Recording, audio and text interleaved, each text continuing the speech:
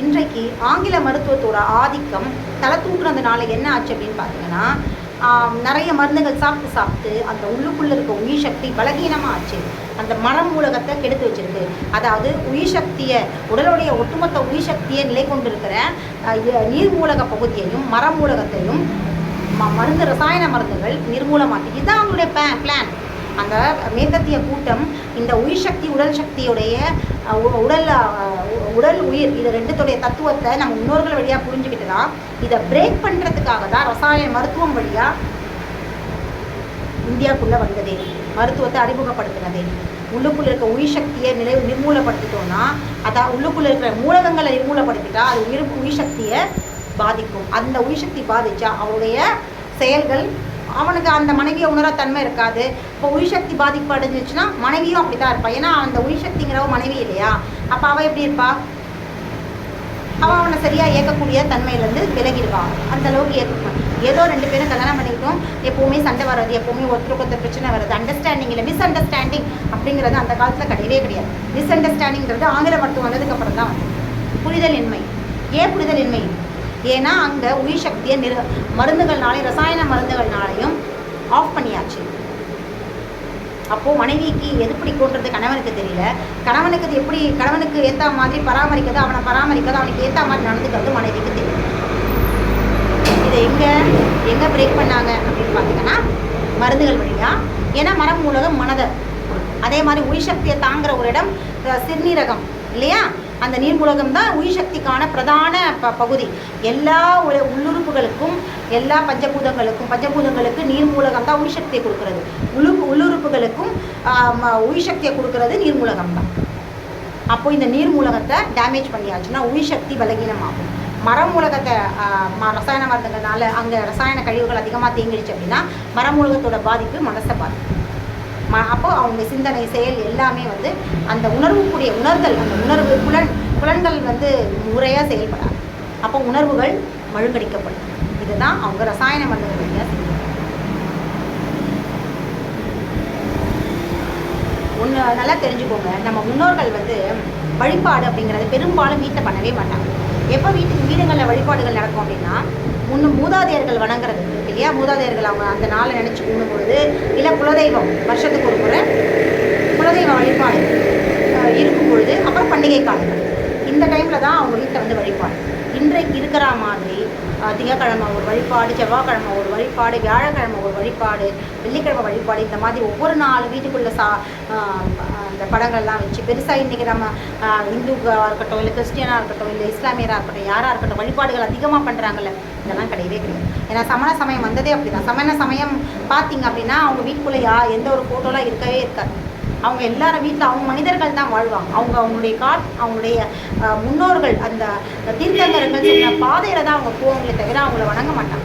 அந்த மாதிரியான வழியோடிகள் தான் நம்ம எல்லாரும். ஸோ வழிபாடுகள் கிடையாது. எப்போ வணங்குவோம் அப்படின்னா நம்ம மூதாதை இறந்தவங்களை வழிபாடு வருஷத்துக்கு ஒரு முறை பண்ணுவோம். அப்புறம் நம்ம எந்த சமயத்தை சேர்ந்தவங்களோ அந்த முன்னோர்களை வருஷத்துக்கு ஒரு முறை நினைப்பாங்க. அது போக பண்டிகை காலங்களை கொண்டாடுவோம். இதுதான் நம்மளுடைய வாழ்க்கை முறையாக இருக்குது. இப்படி தான் இருந்தது. அப்போ பெரும்பாலும் நம்மள வீட்டில் இருக்கிறவங்க, இப்போ கணவன் மனைவி குடும்பத்தில் இருக்கிறவங்கள அவங்கள புரிஞ்சிக்கிறதுக்கும் அவங்களுக்கு தேவையை செய்கிறதும் அந்த மாதிரியான ஒரு தாட்லையும் அதுதான் 24 மணி நேரம் அவங்க வேலையாக இருந்தது. அப்போ மனைவிக்கு எப்பவும் கணவனை பற்றின சிந்தனை தான் இருக்கும். கணவனை புரிஞ்சிக்கிறதும் கணவனையே அவனுக்காகவும் குழந்தைகளுக்காகவும் கணவனுக்காகவும் தான் இருக்குது. அதுக்கப்புறம் இது இது. ஆனால் இன்றைக்கு மதத்தின் வழியாக என்ன பண்ணிட்டாங்கன்னா, லேடிஸை டேர்னும் அப்படி திருப்பிட்டாங்க. கணவனை வந்து நல்லா வச்சுக்கணும் அப்படின்னா நீ கடவுள்கிட்ட போய் நிற்கணும், தாலி பிச்சை கேட்கணும், அங்கே போய் நின்று கதறி அழணும், அப்போ தான் நீ வந்து கணவன் நல்லா இருப்பான். அப்போ இது எவ்வளோ தவறான ஒரு விஷயம். நீ கணவனை நீ தான் அவனை இயக்கிறவன். அப்போ நீ சரியாக இருக்கணுமா, உன்னுடைய செயல்கள் சரியாக இருக்கணுமா, உன்னுடைய சிந்தனைகள் சரியாக இருக்கணுமா, உன்னுடைய உணர்வுகள் நீ உணர்கிற முறை புரிதல் இதெல்லாம் சரியாக இருக்கணுமா. அவசியமே இல்லாத ஒரு வீட்டுக்குள்ளே தேவையில்லாத ஒரு தாலிப்பூ சொல்ல மாங்கல்ய பூஜைகள் செய்கிறது, பிரார்த்தனை செய்கிறது, இப்படி மதத்தின் வழியாக டைவர்ட் பண்ணிட்டாங்க. பெண்களை கணவனை உணர விடாமல், குடும்பத்தினரை உணர விடாமல், குழந்தைகளை உணர விடாமல் ஃபஸ்ட்டு கோயில் சாமி பூஜை புனஸ்காரம் சொல்லி டைவர்ட் பண்ணிட்டாங்க. அப்போது கான்சன்ட்ரேஷன் ஃபுல்லாக அவங்களுக்கு அங்கே போயிடுச்சு. பெரும் பகுதியான நேரம் பெண்கள் இதற்கு கான்சன்ட்ரேட் பண்ணுறதுனால அவங்களால இந்த விஷயங்கள்லாம் செய்ய முடியுது. கணவனை உணரக்கூடிய தன்மையில் வந்து விலகிட்டாங்க. இப்படி மதத்தின் வழியாகவும் மருத்துவத்தின் வழியாகவும் உயிர் சக்தியை பலகீனமாக்குறாங்க.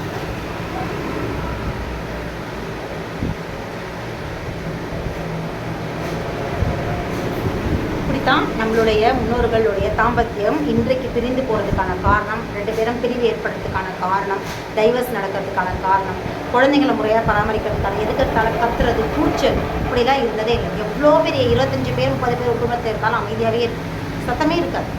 ஏன்னா அனாவசியமாக பேசவும் மாட்டாங்க, அனாவசியமாக கத்த மாட்டாங்க.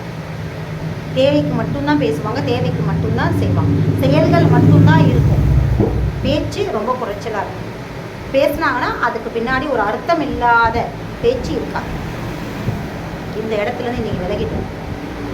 எல்லாம் அப்புறம் வந்த இந்த 3 தலைமுறையாக வந்த ஒரு குழப்பங்கள் தான், சிக்கல்கள் தான். சரி, இது ஒரு பக்கம். இன்னொரு விஷயம் என்ன அப்படின்னா, இப்போ இன்னிலிருந்து புரிஞ்சுக்கிட்டிங்களா, ஆண்களோட பொறுப்பு என்ன, மனைவிகளை, அதுதான் குழந்தை பேர் காலத்தில் சொல்லுவாங்க. ஏன்னா அவனுடைய விதை அதுக்குள்ளே இருக்குது, அந்த பெண்ணுடைய கருவகம் அதுக்குள்ளே இருக்குது.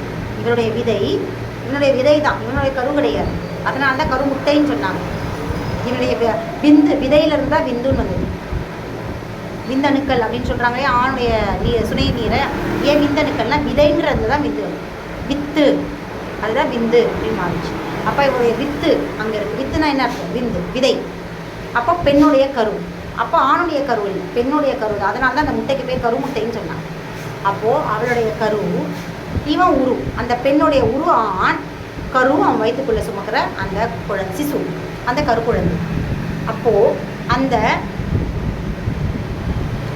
அவளுடைய அந்த ஆணுடைய வேலை என்ன, தன்னுடைய வித்தை சுமக்கிற அந்த பெண், அந்த பெண்ணை மனமகிழ்ச்சியோடு வச்சுக்கலாம்.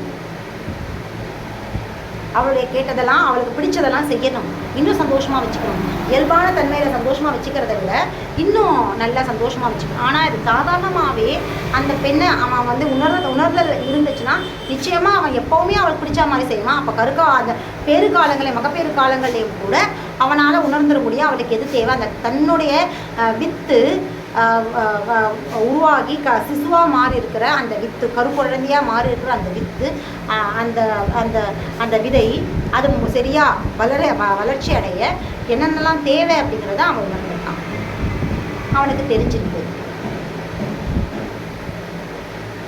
இதுதான் அந்யோன்யம். அதை இன்னொரு விஷயம் சொல்லுவாங்க, அந்த பெண்ணுடைய மனசுக்கு அதை பிடிக்கதை செய்யலை, ஏன்னா காதுலேருந்து சீழ்வடியும் அப்படின்னு சொல்லுவாங்க. இதெல்லாம் ஒன்றும் கிடையாது.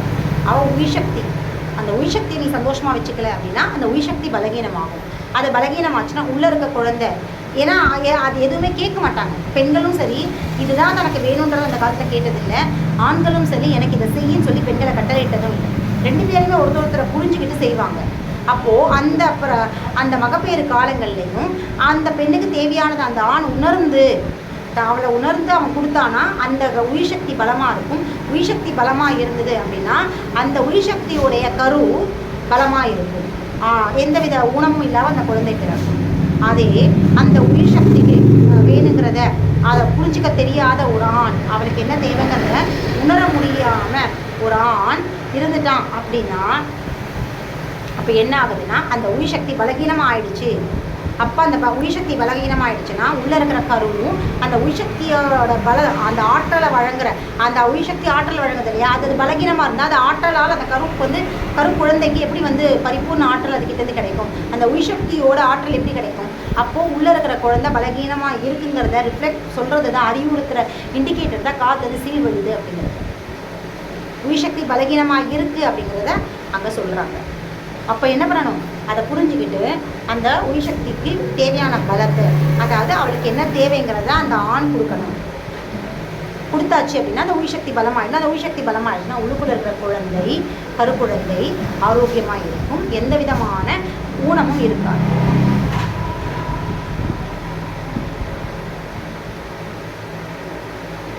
இதுதான் இவ்வளோ விஷயங்கள், இவ்வளோ தத்துவங்கள் இருக்குது. இதுக்கு பின்னாடி தான் பிறவி பெருங்கடல்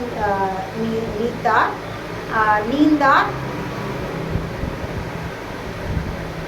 சொல்கிறேன். நான் அடுத்த